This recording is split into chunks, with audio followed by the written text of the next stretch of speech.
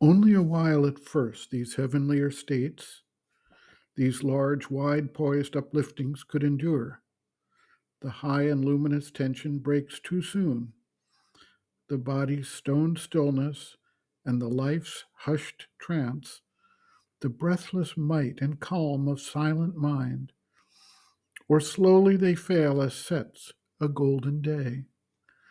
The restless nether members tire of peace, a nostalgia of old little works and joys, a need to call back small familiar selves, to tread the accustomed and inferior way, the need to rest in a natural pose of fall.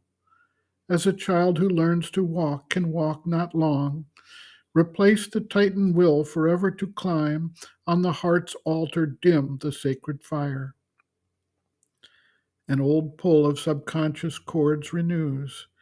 It draws the unwilling spirit from the heights, or a dull gravitation drags us down to the blind driven inertia of our base. This, too, the supreme diplomat can use.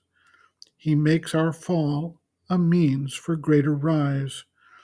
For into ignorant nature's gusty field, into the half ordered chaos of mortal life, the formless power, the self of eternal light, follow in the shadow of the Spirit's descent. The twin duality forever one chooses its home mid the tumults of the sense.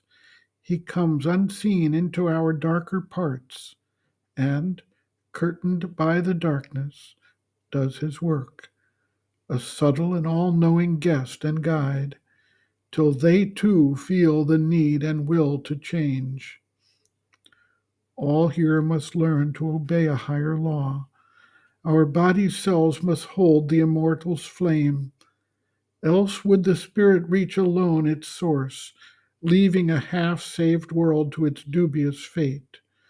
Nature would ever labor unredeemed, our earth would ever spin unhelped in space, and this immense creation's purpose fail, till at last the frustrate universe sank undone. Even his godlike strength to rise must fall. His greater consciousness withdrew behind.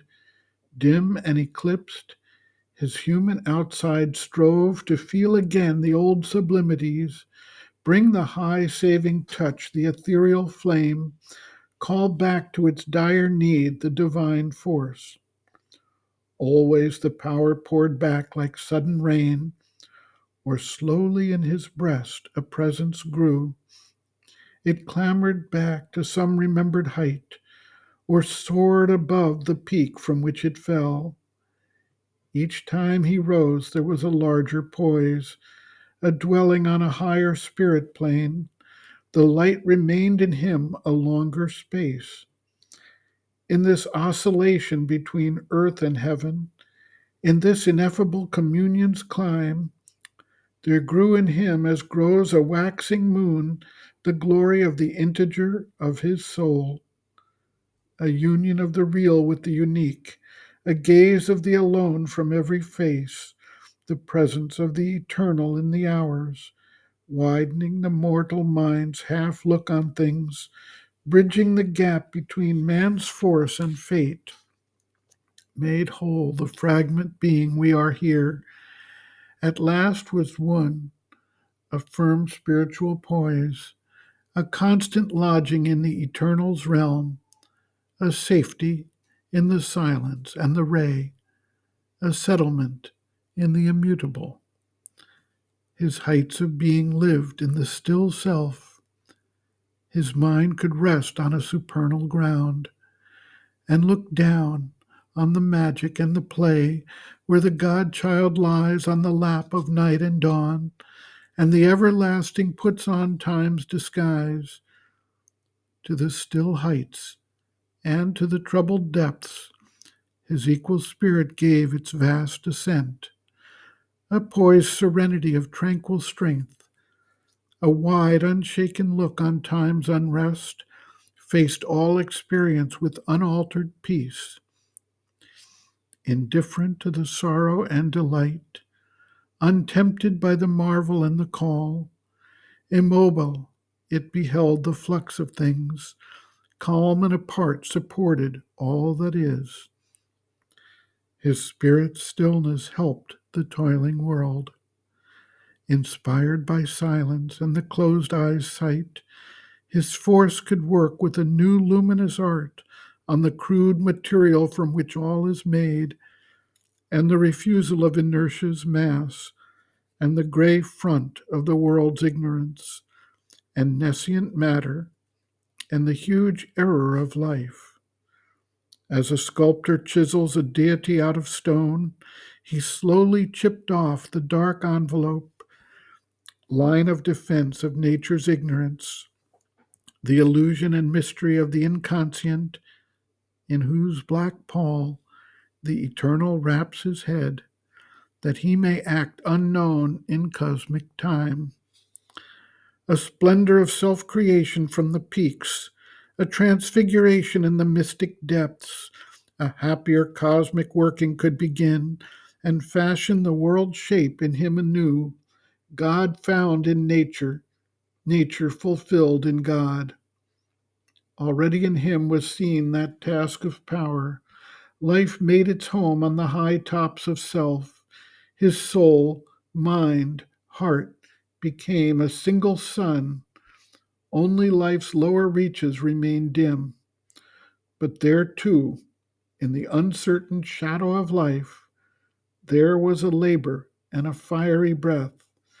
The ambiguous, cowled celestial puissance worked, watched by the inner witness's moveless peace. Even on the struggling nature left below, strong periods of illumination came. Lightnings of glory after glory burned. Experience was a tale of blaze and fire, ere rippled round the argosies of the gods. Strange riches sailed to him from the unseen. Splendors of insight filled the blank of thought. Knowledge spoke to the inconscient stillnesses. Rivers poured down of bliss and luminous force. Visits of beauty, storm sweeps of delight, rained from the all powerful mystery above. Thence stooped the eagles of omniscience. A dense veil was rent, a mighty whisper heard, repeated in the privacy of his soul. A wisdom cry from rapt transcendences sang on the mountains of an unseen world. The voices that an inner listening hears conveyed to him their prophet utterances, and flame wrapped outbursts of the immortal word, and flashes of an occult revealing light approached him from the unreachable secrecy. An inspired knowledge sat enthroned within, whose seconds illumine more than reason's years. An ictus of revealing luster fell, as if a pointing accent upon truth, and like a sky flare showing all the ground, a swift, intuitive discernment shone. One could separate the true and false, or raise its rapid torch fire in the dark to check the claimants crowding through mind's gates, covered by the forged signatures of the gods, detect the magic bride in her disguise, or scan the apparent face of thought and life.